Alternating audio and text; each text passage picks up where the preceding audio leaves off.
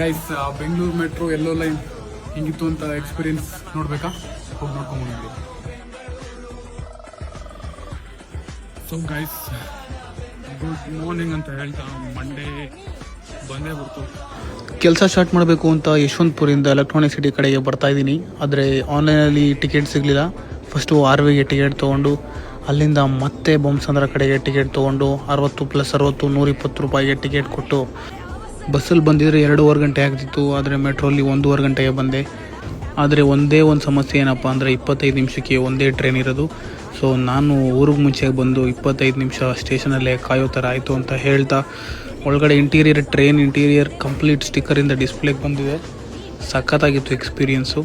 ಯಾರ್ಯಾರು ಇವತ್ತು ಟ್ರಾವೆಲ್ ಮಾಡಿದ್ದೀರಾ ಮಂಡೇ ದಯವಿಟ್ಟು ಕಮೆಂಟ್ ಬಾಕ್ಸಲ್ಲಿ ಕಮೆಂಟ್ ಮಾಡಿ ಅಂತ ಹೇಳ್ತಾ ಥ್ಯಾಂಕ್ ಯು.